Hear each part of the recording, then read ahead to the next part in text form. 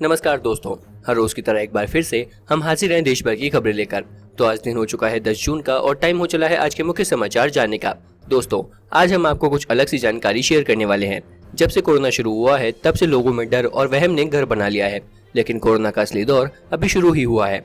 दिल्ली में कोरोना का सबसे बुरा हाल होने वाला है, इसकी जानकारी खुद सरकारी विभाग ने दी है। इसके अलावा आने वाले 7 दिनों तक मौसम नई करवट लेने वाला है। इसके अलावा कोरोना के कुछ नए अपडेट्स के साथ साथ देश में हुई गतिविधियों की जानकारी आपको मिलने वाली है। वीडियो में इसकी आपको पूरी जानकारी बताएंगे। इसके अलावा मौसम के पूर्वानुमान से लेकर बहुत सी जानकारी आपको मिलने वाली है। इसके अलावा आपको वीडियो में आपकी उपयोगी जानकारी विस्तार से बताने वाले हैं। तो दोस्तों, वीडियो को पूरा जरूर देखें ताकि कोई भी अपडेट आप मिस ना कर सकें। आगे बढ़ने से पहले आप किस जिले या राज्य से हैं हमें कमेंट करके जरूर बताएं ताकि आपसे जुड़ी जानकारी हम आप तक सबसे पहले पहुंचा सके।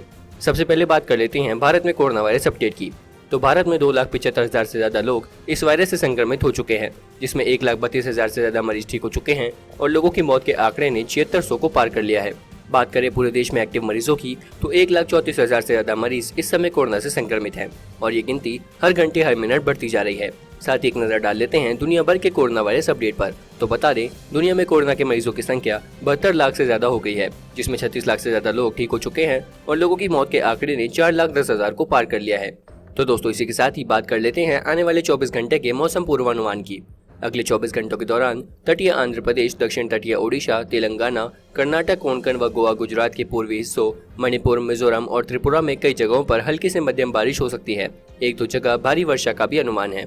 आंतरिक कर्नाटक, रायलसीमा, मध्य महाराष्ट्र, दक्षिणी मध्य प्रदेश और दक्षिणी छत्तीसगढ़ में हल्की से मध्यम बारिश शुरू हो सकती है। पश्चिमी हिमालयी क्षेत्रों, पंजाब, पूर्वी बिहार, पश्चिम बंगाल और शेष पूर्वोत्तर भारत में कुछ हिस्सों में हल्की बारिश होने की संभावना है। हरियाणा, पंजाब, दिल्ली समेत उत्तर पश्चिम भारत में मौसम शुष्क और गर्म बना रहेगा।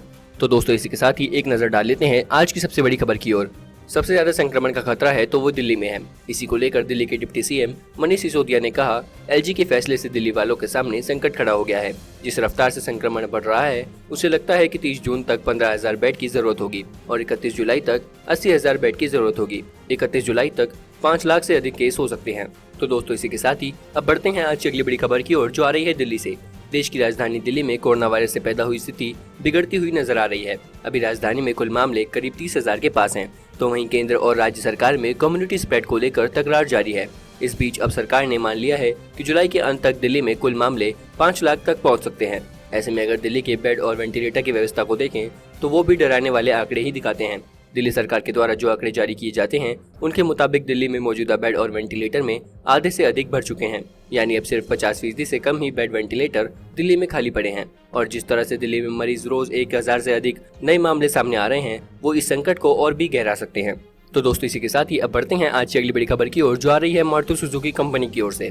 देश की सबसे बड़ी कार निर्माता company Maruti Suzuki India (MSI) लगातार ग्राहकों को लुभाने के लिए कई तरह की स्कीम लेकर आई है। लॉकडाउन की वजह से मारुति सुजुकी की अप्रैल में एक भी कार नहीं बिकी थी। हाँ, मई की बिक्री में थोड़ा सुधार देखने को मिला था। कंपनी ने बिक्री को रफ्तार देने के लिए महिंद्रा फाइनेंस के साथ समझौता किया है। कंपनी ने मंगलवार को जानकारी दी कि महिंद्रा फाइनेंस से समझौते के बाद ग्राहकों को वाहन लोन लेने के लिए किसी तरह की कोई दिक्कत नहीं होगी। MSI ने कहा कि समझौते के अनुसार ग्राहक कार लोन के लिए महिंद्रा फाइनेंस के व्यापक विकल्पों का लाभ उठा सकते हैं। तो दोस्तों, इसी के साथ ही एक बड़ी खबर भारतीय रेलवे से भी आई है। कोरोना महामारी से बचाव के लिए रेलवे ने यात्रियों और कर्मचारियों को फेस मास्क लगाने और समय समय पर हाथों को सैनिटाइज करने के निर्देश दिए हैं। भारतीय रेलवे यात्रा के दौरान यात्रियों को सख्ती से सुरक्षा नियमों का पालन भी करा रहा है। ऐसे में अगर ट्रेन से यात्रा करने के लिए जल्दी में या किसी अन्य वजह से फेस मास्क और सैनिटाइजर साथ लेना भूल गए हैं तो चिंता की बात नहीं है। ऐसे यात्रियों के लिए पटना जंक्शन पर स्वचालित face mask, auto face mask और हैंड सैनिटाइजर डिस्पेंसर मशीन लगाई गई है। कोई भी यात्री इसे मास्क प्राप्त कर सकता है। कोरोना महामारी के चलते लोगों को संक्रमण के खतरे से बचाव रेलवे ने स्वचालित मशीन लगाई है। तो दोस्तों, इसी के साथ ही अब बढ़ते हैं आज की अगली बड़ी खबर की ओर, जो आ रही है कोरोना वायरस को लेकर। इन दिनों आपने थकान, सिर दर्द से लेकर हाथ पाँव में झंझनाहट, कब्ज और पेट दर्द जैसी शारीरिक तकलीफों का सामना किया होगा। हो सकता है कई लोगों ने इन्हें अनजाने में नजरअंदाज भी कर दिया हो, लेकिन असल में यह कोरोना तनाव की निशानी बताई जा रही है। डॉक्टरों का कहना है कि लंबे समय से घरों में रह रहे लोगों को बदले खान पान, कम व्यायाम के साथ साथ महामारी से पैदा हुए तनाव से अचानक कई रोग दे दिए हैं। अगर ये स्थायी हो गए तो आगे चलकर परेशानी का सबक बन सकते हैं, लिहाजा इन पर फौरन गौर करने की जरूरत है। तो दोस्तों, इसी के साथ ही अब बढ़ते हैं आज की अगली बड़ी खबर की ओर, जो आ रही है राम मंदिर निर्माण को लेकर। श्री राम मंदिर निर्माण के लिए जन्मभूमि परिसर में भूमि तैयार करने का काम संपन्न हो चुका है। अब 10 जून से मंदिर निर्माण का काम शुरू कर दिया जाएगा। बुधवार को मंदिर की पहली ईंट आधारशिला के तौर पर नींव में रखी जाएगी। मंदिर निर्माण न्यास के प्रवक्ता ने इस बात की जानकारी दी है। इस मौके पर राम जन्मभूमि स्थल पर कुबेर टीला मंदिर में भगवान शिव की पूजा का कार्यक्रम रखा गया है, जिसके बाद मंदिर निर्माण के कार्य का श्री गणेश हो जाएगा। तो दोस्तों, इसी के साथ ही अब रुक करते हैं आज की अगली और अच्छी खबर की ओर। ये खबर किसी आम व्यक्ति के लिए राहत की बात हो सकती है। पिछले 5 महीनों से वैज्ञानिक कहते रहे हैं कि कई मरीजों में कोरोना वायरस लक्षण नहीं दिखते, इसलिए हम हमेशा हर किसी से डर के रहते हैं। लेकिन अब बड़ी राहत की बात सामने आई है। विश्व स्वास्थ्य संगठन ने कहा है कि बिना लक्षण वाले कोरोना मरीजों से वायरस फैलने का खतरा बेहद कम है। तो दोस्तों, इसी के साथ अब बढ़ते हैं देश की आर्थिक गति से जुड़ी हुई खबरों की ओर। विश्व की कई आर्थिक एजेंसियों के अनुमान के बाद अब विश्व बैंक ने कहा कि भारत की अर्थव्यवस्था इस साल इस वित्त वर्ष में 3.2% तक सिकुड़ जाएगी।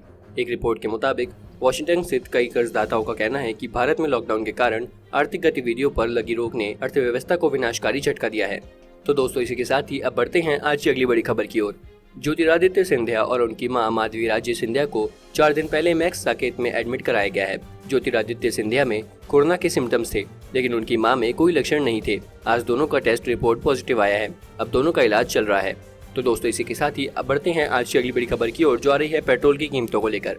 पेट्रोल और डीजल के दाम में मंगलवार को लगातार तीसरे दिन वृद्धि का सिलसिला जारी रहा। देश की राजधानी दिल्ली में पेट्रोल का भाव 73 रुपए लीटर हो गया है और डीजल 71.17 रुपए लीटर हो गया है। इन 3 दिनों में दिल्ली में पेट्रोल 1.74 रुपए लीटर महंगा हो गया है, तो डीजल की कीमत 1.78 रुपए प्रति लीटर बढ़ गई है।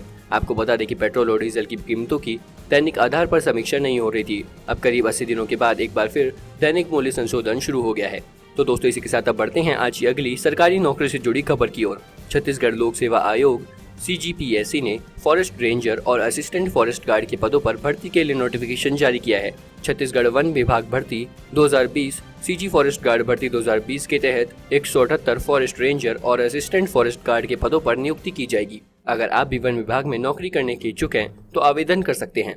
तो दोस्तों, आपको हमारी ये वीडियो कैसी लगी हमें कमेंट करके जरूर बताएं और चैनल को सब्सक्राइब करना ना भूलें, ताकि हर रोज आप देश और दुनिया भर की खबरों से अपडेट रहें। धन्यवाद।